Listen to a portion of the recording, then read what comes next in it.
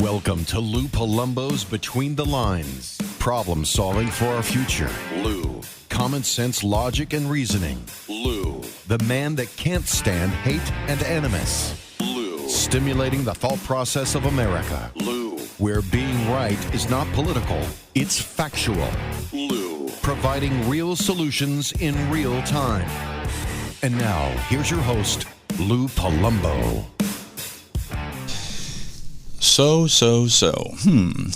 This November 8th turned out to be a very interesting day. I want to admit to everyone, first of all, that I was wrong in my anticipation of the outcome of the election, which was not driven by anything other than just a grave concern for this country and our children, our young people. I really believe that the American public, independent of their agenda and their politics, have had enough of a border situation that has been identified by the FBI Director Christopher Wray as being a threat to our national security. We are constantly reminded on a daily basis of the problem of fentanyl flooding into this country and the fact that over 100,000 people this year so far have died from drug overdose. I thought we were there. I thought we'd had enough of this indiscriminate criminal element acting with impunity in our major cities throughout the United States. You could pick a city. I thought maybe we had enough. We turned a corner. We were going to support a policy that lent itself to consequences and boundaries. I was wrong.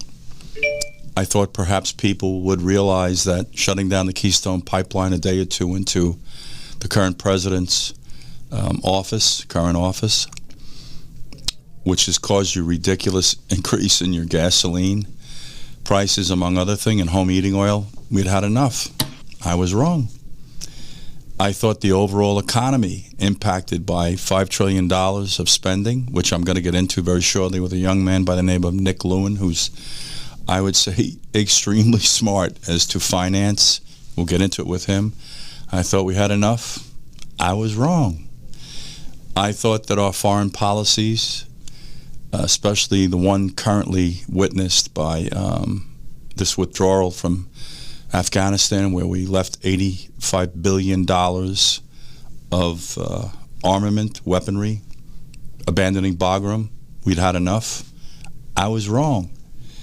This money pit called the Ukraine, which I'm now becoming a little skeptical of because of an agenda that might be a bit bigger than being represented by Zelensky.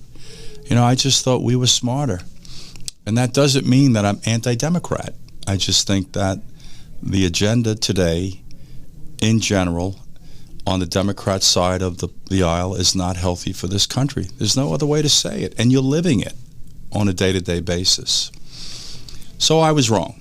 And what's interesting now is that the Republicans now have control of the House of Representatives, and the Senate will be controlled by the Democrats because the best case scenario at this point is a 50-50, as we just experienced earlier in this administration, and the vice president will be the tiebreaker. So that really gives them the lean. And so we might not see much done. The president won't get much done because it won't get through Congress, and the Republicans won't get much done. I guess maybe the only way to address this, they have to shame us into doing the right things. I don't know what we're going to do going forward in relationship to this border, which is an interesting conversation because I listened to Chuck Schumer. It might have been yesterday morning, perhaps the day before the earliest. I apologize, guys. I've had food poisoning for 3 days. Still have a little bit of it. But I listened to Mr. Schumer talk about amnesty for 11 million plus illegal immigrants in our country. Well, that's an interesting conversation to have after you've lost the House of Representatives. How do you plan on passing that? Even Democrats are in opposition to that concept. But I just found it so disingenuous that when you had the House and the Senate the first 23 months of this administration, you didn't mumble a word about it, but suddenly it's on your radar screen. But what was really interesting is that one of the news networks played a soundbite that I would encourage you to listen to regarding his comments as to the evils attached to the immigration process and all the illegal immigrants are here that you are paying for right now.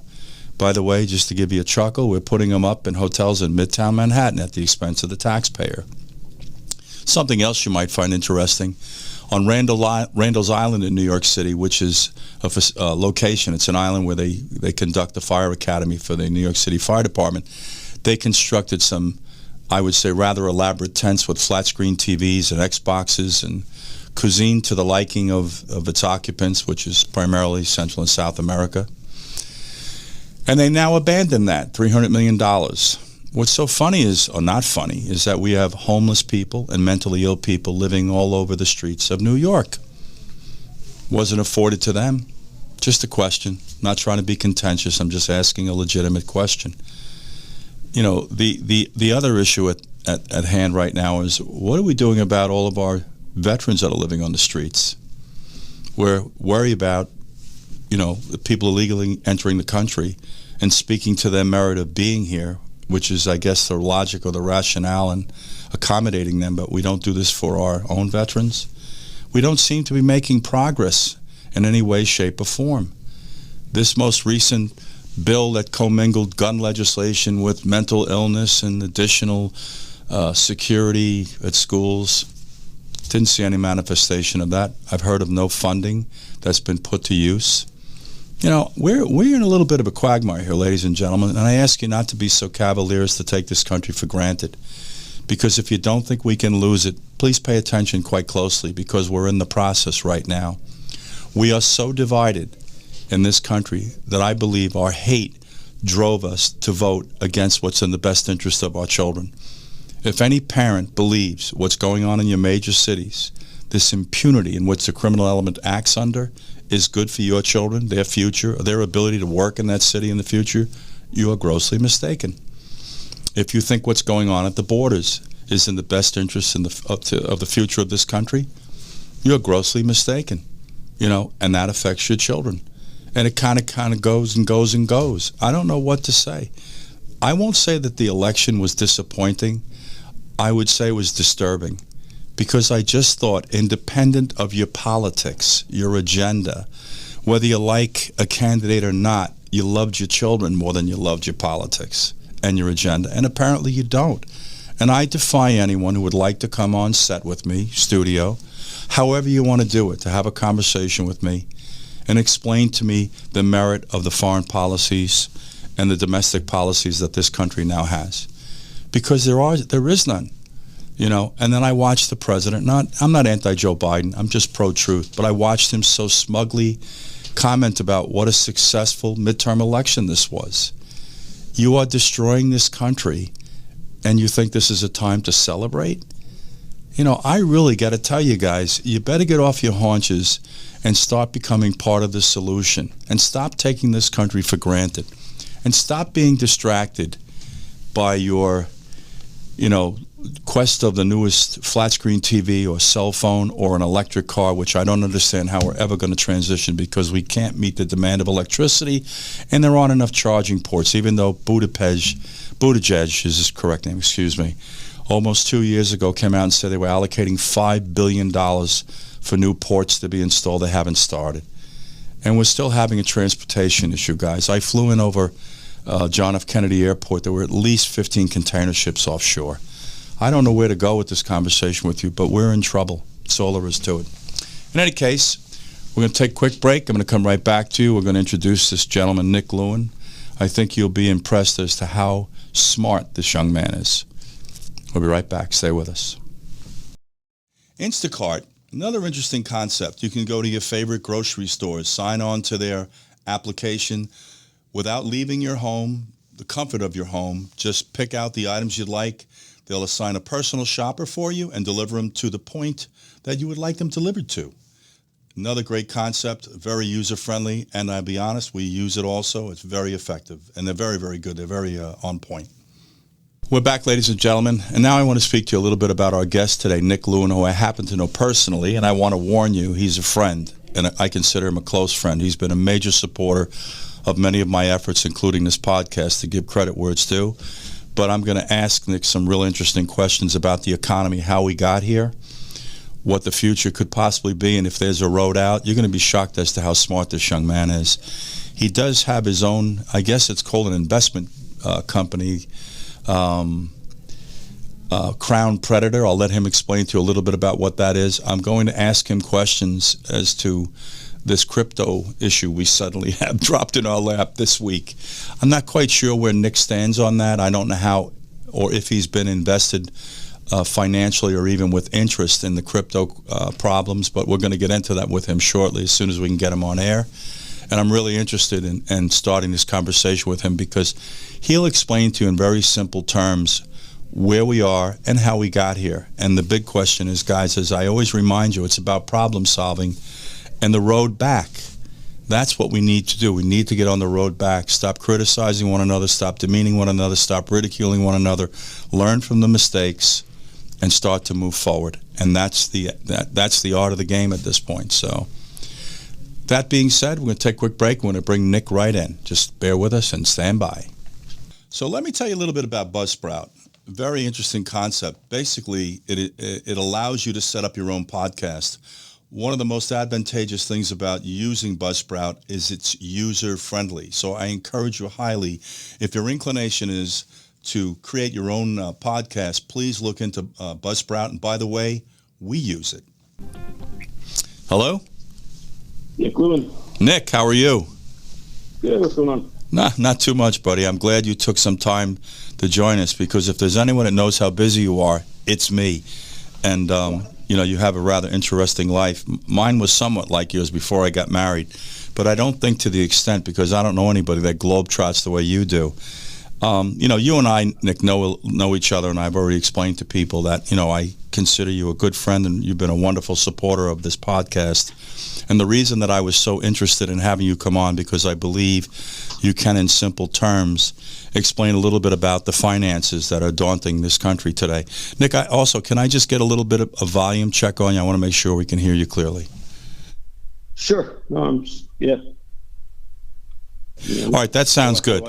So, Nick, the first thing is I'd like you to tell the audience just a little bit about yourself, as much as you'd like to, because I did warn everybody you're very prudently, very private, and you like to stay off the radar screen, which was like it was a little, I had to prompt you to come on today. So tell us a little bit about what it is you do and, what you pursue as your endeavors. Well, for the most part, we just invest our own money in private companies and occasionally public companies and try to make more money than we lose. Okay, good enough. That's the idea. Go ahead. Nick? Yeah, you were saying. Okay. So, Nick, let me ask you this question first of all. Obviously, I don't believe there's probably anybody more, I would say, in tune to what's going on in the country economically than you are. Please explain to our listeners exactly how we got to this inflation rate and this overall economic circumstance we're in. Well, that's pretty simple. Inflation is just a question of supply and demand of money. And what we did during the pandemic was we printed an obscene amount of money like we'd never, ever printed before. And if you print a lot of money, there's more money than there are goods that can be purchased. So the price of the goods goes up, and that's inflation. So how much money would you say was printed in totality, Nick? I mean, give us a number if you have any understanding of that. Oh, it's you'd have to go look it up, but it's trillions. Is it close to this $5 trillion that's been reported? I'm sure, yeah. So let me ask you this now. In addition to this figure of 8.2% that I'm listening to on a daily basis, Nick, when I go to the food stores, I see eggs have gone up 38% since 2021, and cereal 17%, and milk and all these other commodities that you shop for. So they're telling us 8.2%, Nick, right? But when you go into a store and you start to spend your money, eggs haven't gone up 8.2%, nor cereal, nor milk. Where's the disconnect here? Well, it's because inflation is very much a number that's constructed by the U.S. government. And so kind of how they think about it is a little bit different than how rational people might think about it. So, for example, if you buy a computer in 2021 and then you buy the same computer in 2022, the U.S. government looks at that like actually the price has gone down. Even if it was the same price, because the quality of technology has gone up. And so there are all kinds of games that get played with what the inflation number that's been reported.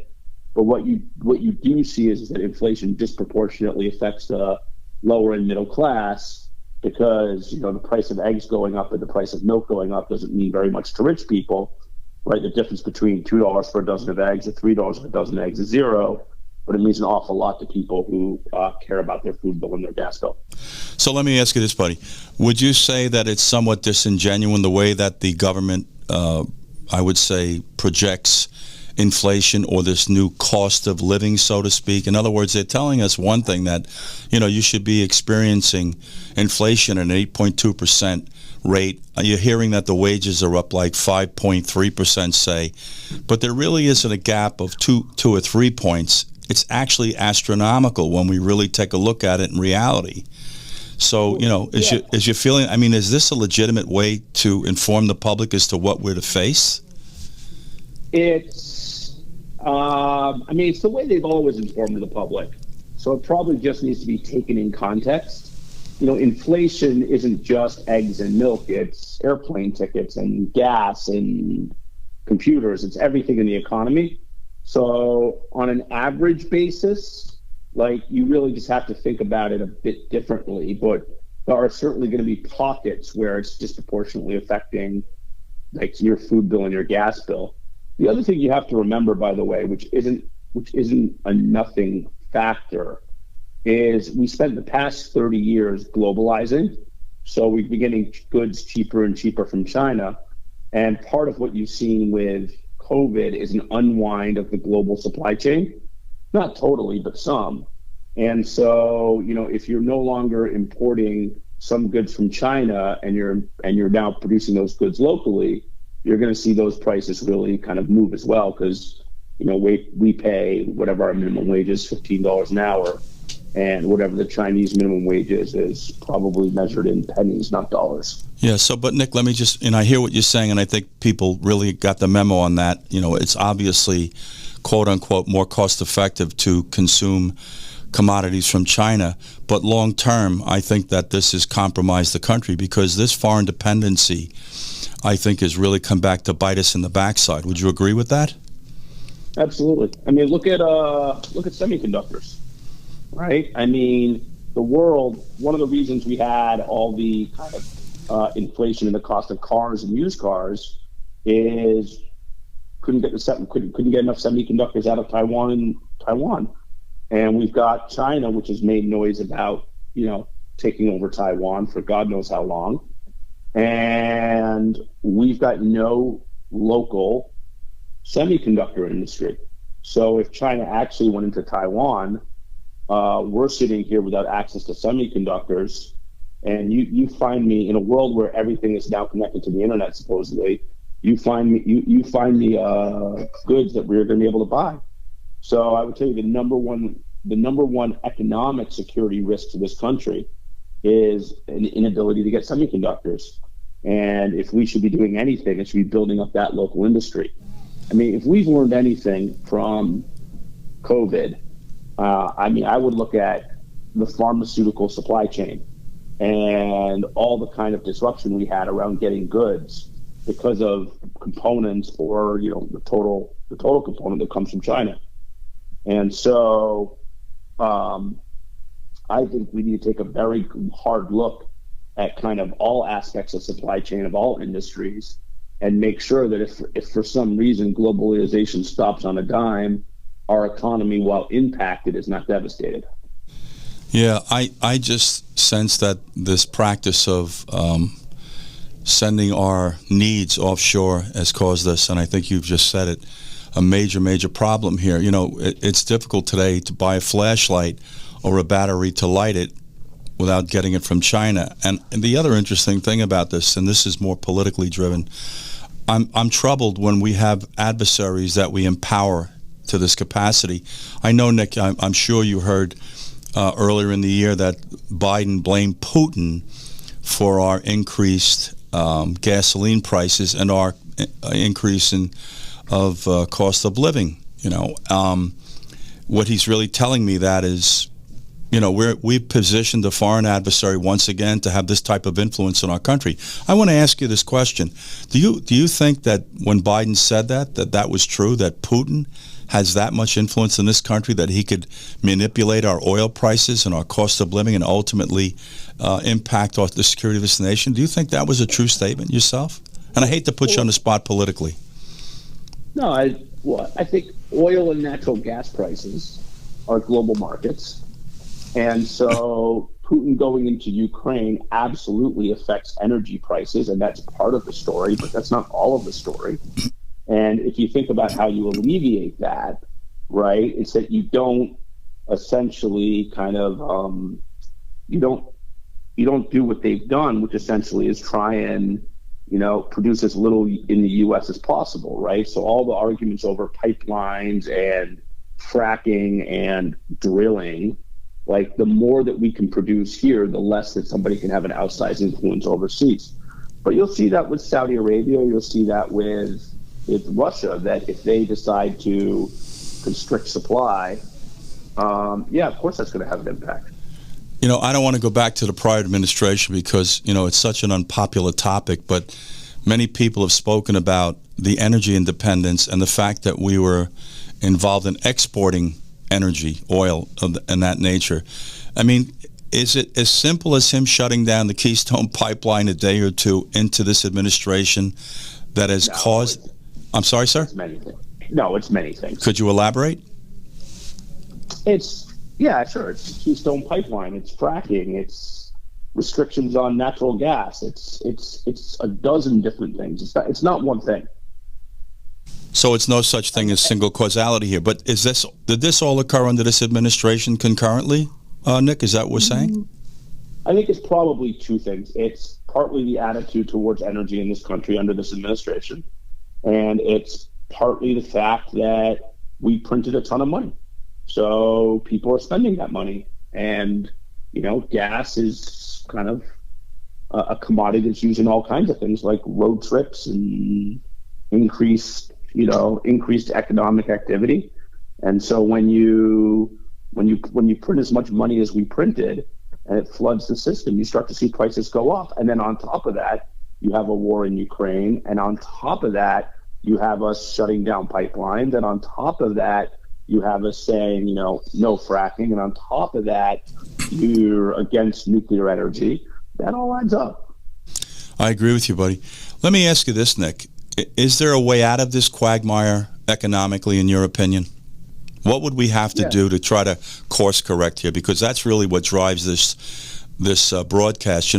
It's easy for people to pick apart the mistakes people have made, but my thing is to learn from those things and kind of move forward. So my question to you is, how do we get this genie back in the bottle if we can? Well, part of it is time, right? And part of it is not spend. I mean, look, the U.S. just took in record tax dollars, right? And so part of it is not spending all those dollars, right? Restricting spending at the government level. And it's a general fiscal policy that's not, write a check and worry about somebody else paying for it. It's all the old stuff. But it's a correctable condition. Am I correct? It is a correctable condition, yeah. And if you had to assign a window of time to get this back in balance once we implemented that mechanism, what would you say that would be? Is it a year, 2 years, 5 years? I would say 2 to 5 years. 2 to 5 more years of this. We are hearing that the price of oil, to heat homes, a lot of which is up in the Northeast, has gone through the roof. I don't know how people are going to heat their homes. I want to start on a topic with you that I think the public will be very, very interested in. It has to do with Halo, something you and I have actually spoken about, not from a business venture because you're out of my league. We both know that. But I want to ask you to explain a little bit about what Halo is, because this is something that's a really interesting concept. Go ahead. So Halo is a defense company we started that defends assets that are have maritime access. So anything from a nuclear power plant on the ocean to an aircraft carrier on that's at port, The biggest threat is something like the USS Cole, where somebody runs a small boat into a very expensive asset.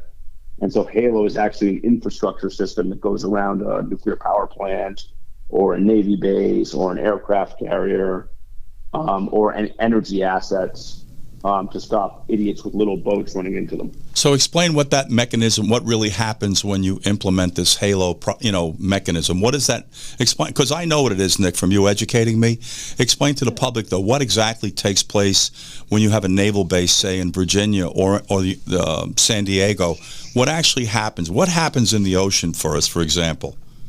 Yeah, well, it's just, when you let's just say you bring an aircraft carrier into Virginia, into Norfolk, the big risk is that somebody runs a boat into it. So how do you stop that from happening? Because by the time that you identify that boat as a threat, they've probably already done the damage, right? The response time isn't fast enough. So we essentially build walls in the water that allow boats to open and close because they have automatic gate systems, but also stops anybody from running a boat into called an aircraft carrier or a submarine or what have you, because those barriers, if a boat runs into it, the boat's going to be destroyed and the barrier is going to be just fine. No different than a system on land. It's just, we've just designed it for the water. Guys, we're going to take a quick break, and I'm going to come back to Nick Lewin. We're going to talk a little bit more about this HALO, and I want to talk to you a little bit more about his background as a private and public investing, and he's got a really interesting thing going on. Guys, we're going to take a break. We'll be right back. We're back, ladies and gentlemen, and the gentleman with us today, Nick Lewin, he's I would just say, on top of his game, to put it to you politely. He's very diverse. He's just got technology and many good investment sectors that he just leads people into these really positive investments. We're talking about this system referred to as HALO, that is his baby, and it lends itself to protecting I would say our assets at sea, for example. Nick, let me ask you, are we, this country, and I know that you've approached many of our government officials, are we implementing this system in our own, domestic environment? Apparently not. We've had a lot of success overseas. We've had a lot less success here at home. And I think that has a lot to do with, trying to figure out how you actually get the U.S. government to make a decision based off of facts and math and science and not a invented here mentality or a not invented here mentality. So we've never, we've had probably, we've spent a lot of time working with foreign countries that want to protect their assets. The U.S. Seems much less interested in doing so. That's interesting. I would like to ask you if you're comfortable to divulge what countries have adopted, the HALO maritime defense system. Only if you're prepared to or willing to identify who may have. Saudi Arabia, Qatar. We're all over the place, the UAE.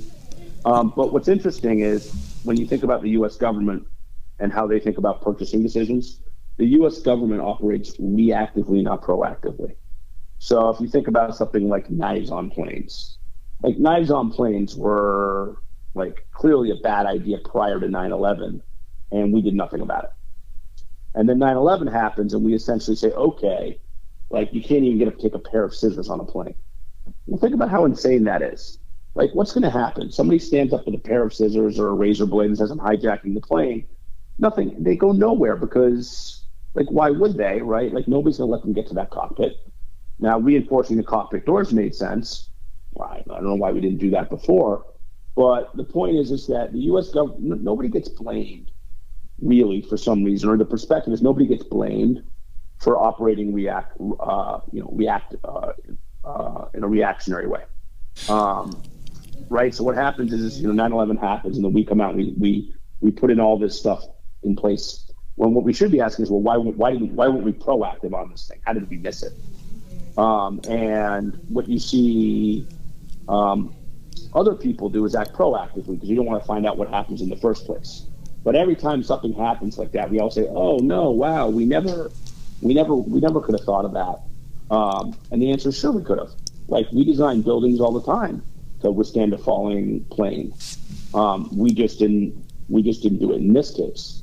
And so one of the things that really needs to change, and I'm sure it's not going to, is that the U.S. government acts proactively, not reactively. I think, Nick, that's a cultural problem too. I don't think that's just limited to the government. I think as a culture, that's a little bit of our mentality because of how much we value money. I do want to piggyback what you just said with something that the public will probably find interesting. About more than 5 years ago, I got reacquainted with a gentleman that you happen to know, Steve Sullivan, who worked for one of our agency. Another gentleman, Jeff Mueller, who was an FBI agent. He ran Interpol in Lyon, France for the Bureau. And, I got more familiar with technology, which really isn't my wheelhouse. I do personal security. I do major events. I've done the Academy Awards, the Golden Globes, blah, blah, blah. And I bumped into them, and we have a walk-through weapons detection system like the one you walk through the airport. And listen to this, is quite interesting. The airport magnetometers, which are the walk-through weapons detection devices, process about 600 people in an hour. And you have to empty your pockets and your bags and your this and your that and the belt. This system that Jeff and Steve utilize, you can walk 2,000 people through in an hour. You don't have to empty your pockets anymore. It is so high-tech, it's able to discern the concentration of metal on your body and discern exactly what it might be as a configuration. You don't have to put your purse on a belt any longer. To lend itself to exactly what you just said, why isn't the government moving down this road? I mean, are they that comfortable with this weapon detection system that we have that I happen to know isn't foolproof? It's interesting, this conversation, Nick, and I think that we're hamstrung by this whole philosophy of not wanting to spend money proactively, especially in areas that lend itself to the safety of the country. It's the way the government operates, and I know you probably know this better than I do because of your level of interaction with them, is confounding, to put it to you politely. Nick, I want to ask you about this crypto problem that suddenly came out of nowhere, that has been endorsed by entertainment people and athletes and politicians. What's going on with this? What's that about? I mean, that's the same thing. That actually ties into the inflation question, right? When you print money, the way we print money, people run to perceived hard assets. And unfortunately, Bitcoin is one of those perceived hard assets. And so you create bubbles, right? Just like you created the tech bubble of the late 90s and the real estate bubble of the OOs. We created a bubble in crypto. I mean, I would start with, just find me one use case. The one use case for crypto which isn't evading the law. So you have all these people. I want to stop you right there. You just said, name one that isn't evading the law. Is that what you just said, Nick? There's no reason to use crypto except to evade the law. Interesting. That's it. That's a very interesting statement. And what just happened this week, I guess we would call prima facie evidence, to put it to you politely. But continue. I didn't mean to interrupt you, but that statement you just made was really interesting. Yeah. So, I mean, you've got these guys that essentially created an exchange, like, a NASDAQ or what have you. And they conned people into running money through the system. I mean, look, every year, every cycle that you have a bubble like this, you want to know who's going to go bankrupt? Just look at the people that name stadiums, right? There's a 40-year history of that, from Enron to WorldCom to CMGI to, take your pick, to FTX. And so they essentially created their own token, right? They created their own cryptocurrency and essentially borrowed against it. And of course that's going to go to zero. It's just a question of how long it's going to take. So basically, if I understand it correctly, you've had no interest in that because you kind of saw through this from the beginning. Is that a legitimate statement? That is 100% true. Let me ask you, what about blockchain? I think blockchain technology is perfectly interesting, but that's a separate question, and that is going to have plenty of uses, I am sure, but not like this. I mean, if you think about it, right, like the beauty, if you want to go to blockchain, right, let's just say you went to this idea of a digital dollar. The thing that is incredibly scary about it is the government can now track everything. Now, the good thing about that from some people's perspectives is it essentially ends all tax fraud, right? Because you can see every dollar go in and every dollar go out. And so, it's funny. I think where you'll first see it is Europe, because Europe, right, everybody talks about they have too many people sitting in the wagon and not enough people pulling the cart. But the fact of the matter is if you look at swimming pools in Greece, there's something like 100 official swimming pools in Greece. And of course, there are probably actually 1 million swimming pools in Greece. And why is that? Because they have a tax on swimming pools, so nobody declares them. Well, if you went to a digital euro or a digital drachma, what's going to happen? Greece is essentially going to sit back and say, great, we can see who has swimming pools because we can see who's hiring swimming pool cleaners because we can see the transaction on the blockchain.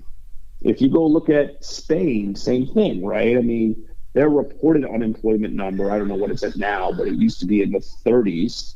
And the actual unemployment number was probably around 10. And why is that? And it's because a quarter of their workforce essentially is paid off the books and doesn't pay taxes. So if you actually want to get paid in terms of, if you actually need to start collecting the tax dollars, what do? You go to a world where you have a digital euro, and that's the end of it. Now everybody has to pay their taxes because if they don't, you can see it. But what's interesting about that, obviously, right, is all of a sudden they have, let's just say, call it a digital euro, which is on the blockchain and cryptified. Well, then all of a sudden Bitcoin is competitive. And if you go look at the U.S. Constitution, for example, one of the original things in the U.S. Constitution is the U.S. government has the sole right to mint coin. They have the sole right to kind of produce a currency. So if they go to a digital euro, they're going to let you swap into something like Bitcoin so you can evade taxes? No, of course not. So where this will end up eventually is the government will co-opt it if they use it at all. And then the question you have to ask yourself is, do I want a world where the U.S. government or the British government or the Spanish government or the Europeans can see any transaction that I do? And I leave that up to smarter people to decide if that's a good thing or a bad thing. Yeah, my position on that, Nick, and I got to tell you, I've had 49 plus years in this law enforcement community, and I go back to the 60s where you listen to stories about people, FBI agents going through garbage and illegal wiretaps and all that, and a lot of people won't agree with this, but I'm quite transparent. There's nothing I'm going to do that I've ever done that is less than above board. So I could give a good if the government looks at me and tracks my transactions, because I'm not getting cheeky with the government. You and I both know what the fallout of that can be. Nick, I want to ask you this question. We just went through the midterm elections November 8th. Has that had any impact on your business, or what do you see as a forecast moving forward, the results of that election? What do you think? Look, I think from a Wall Street perspective, divided government's better. Right now, we all know why is that though? Explain why is that, Nick? Explain to the listener why. Because they're not going to be able to pass any laws that massively affect it, they're not going to be able to pass any laws that are kind of sweeping whatsoever, right? So you can't get an Obamacare through type law. You can't have them come after big business. You can't have them go after small business. So it's just status quo. And it looks like what's going to really happen right now for the foreseeable future, at least until we have another kind of undivided government, is that what you're going to have is you're going to have a bunch of rulings coming out of the Supreme Court that have major impacts. You have the abortion one. If I had to bet, they're going to go after affirmative action. And then you'll have Joe Biden trying to rule by executive order. And that's the end of it. But, you have, when there's a stalemating government, when there's divided government, what you get effectively is predictability. And what Wall Street's like more than anything else is predictability, right? You want to have if you know the rules of the, it's more important to know what the rules of the game are than to worry about the rules of the game changing. That's an interesting statement, and we're going to take a break on that note. We're going to be right back, and we're going to continue this conversation with Nick Lewin. You can Google him. You're going to find out a lot of interesting information about him, about what he's been doing with his life. He attended Johns Hopkins University, which I think is one of the top 2 learning institutions in this country. Stick with us. We'll be right back with Nick. We're back, ladies and gentlemen. With us is Nick Lewin. He's given us a lot of insight as to the economy, how it got here. He's indicated there is a road back. It's going to take time is what it comes down to. And I suspect some change in policies, especially one with the energy sector. I'm just wondering how far down this rabbit hole we're going to have to go with the price of gasoline and home heating oil before they realize that this whole Green Deal, which is a very noble notion that I believe many of us have signed on to. I think Nick, myself, producers of this show, and most intelligent people in this country realize that maybe a transition would be better for the future of our children, which is ultimately, what this is all about. The question is, are we positioned for the transition? And the answer, as best I can tell, is no. Nick, I want to ask you this question, and it deals with this whole transition into electric automobiles. My perception, and I'd like you to correct me if I'm wrong because you may have a better handle on this, I don't think we have the ability to supply the electric demand. Am I wrong about that? No, I mean, you gotta remember, those aren't zero-emission vehicles, right? You're just moving where the emissions are. All you've done is move the emissions from individual cars to power plants. So I think the cleanest form in moving forward is always going to be nuclear. Whether or not we can have the collective will to do that is a different question. There's a bunch of stuff there with electric cars, which are, there's a perception that they're this panacea for, a clean environment or cleaner environment.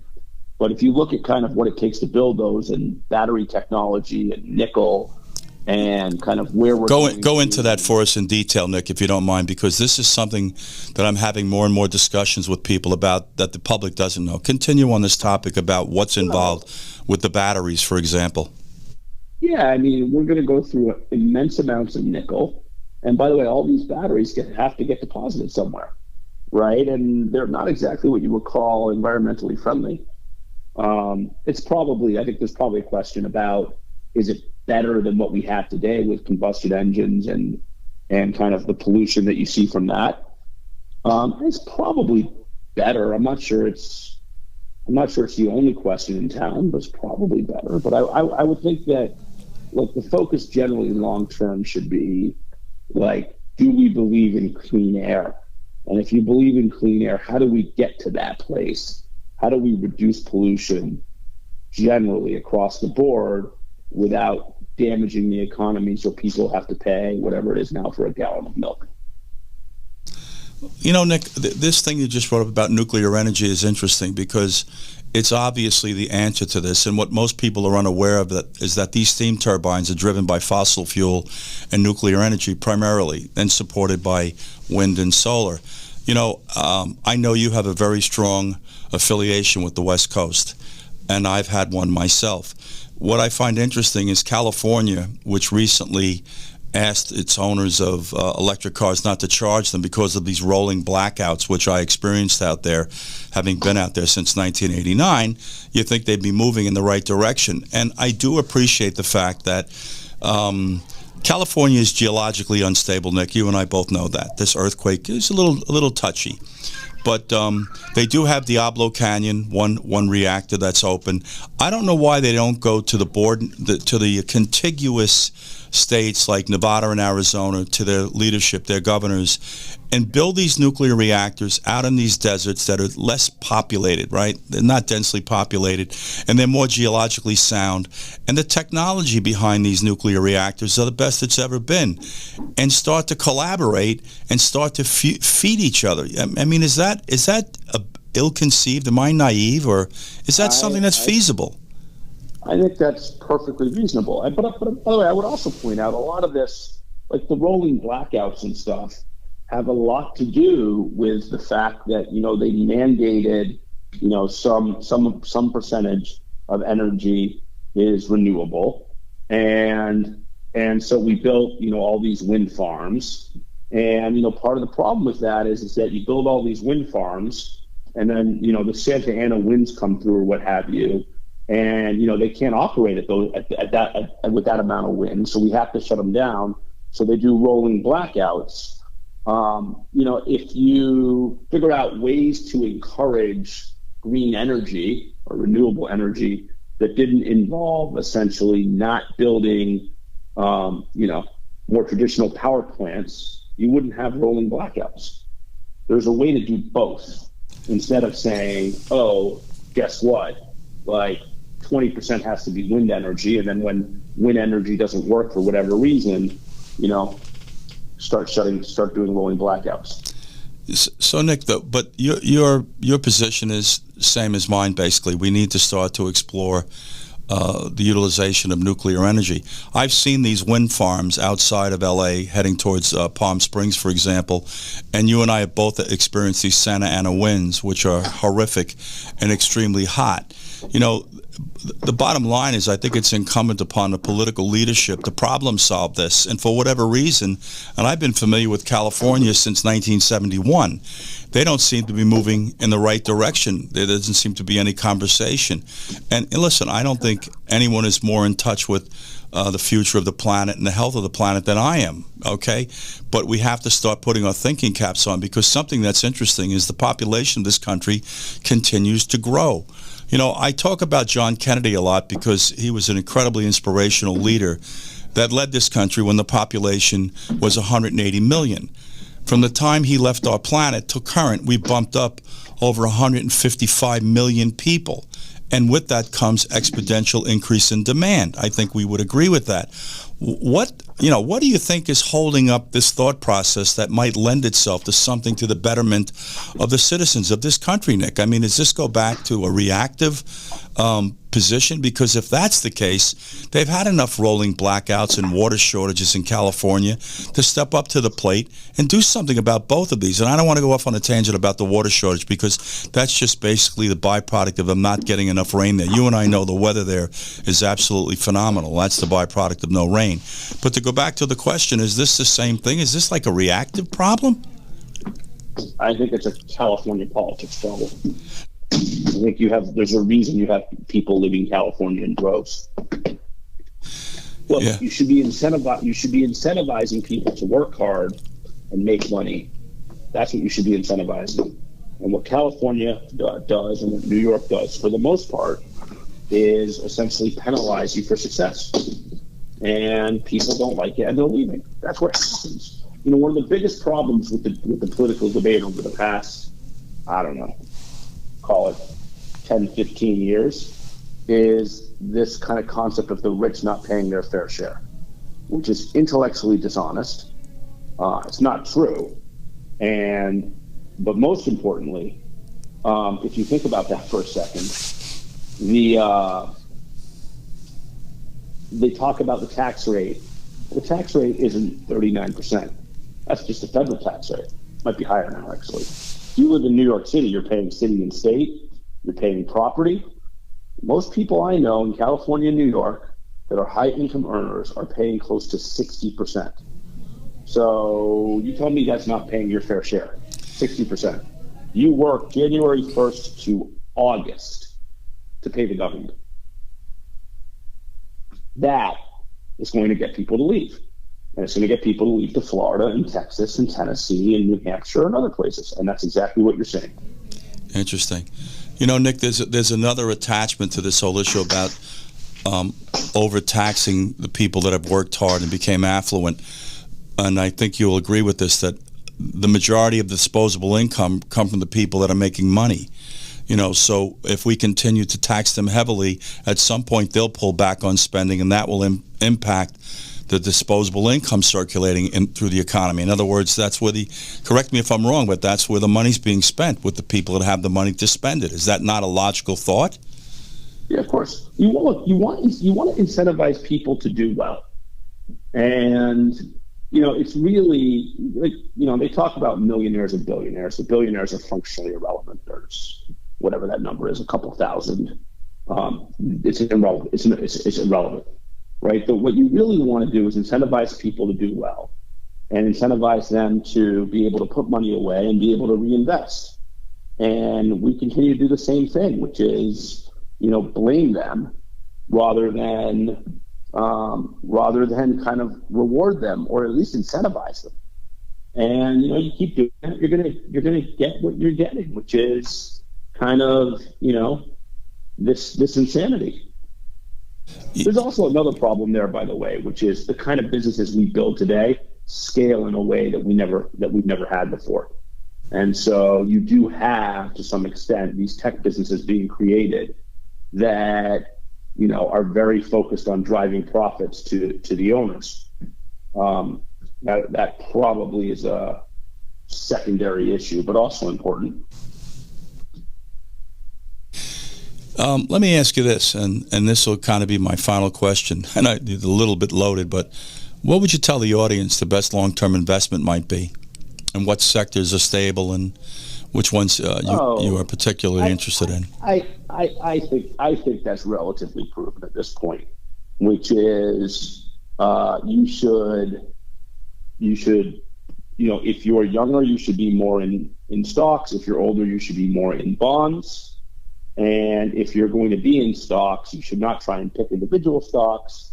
You should buy the index, and you should not worry about it. And that is the most tax efficient thing you can do as well. Nick, I have to say this. There's a cabinet position for you in the presidency to help the people running the show, get through some of this economic insanity. I wish I had more time, Nick, but we're at the end of the road. I wanted to ask you about Elon Musk and Twitter.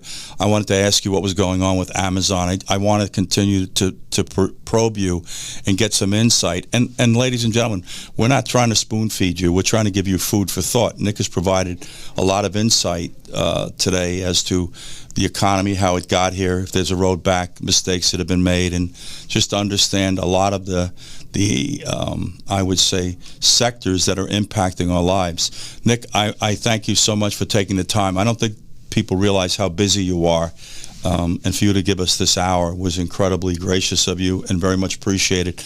And I would like to have you come back, buddy, because I do want to ask you some more questions about things that are going on that we're witnessing, myself included, that we're having a hard time connecting the dots, because a lot of the information that we're getting is, I would say, sculptured based on the vehicle, the media outlet, that type of thing. And you and I both know, and there's other conversations I want to have to you about the culture in general, the impact of the media, the impact of some of the elected officials, the agendas that are hamstringing this country that we can't seem to get to positions of compromise on.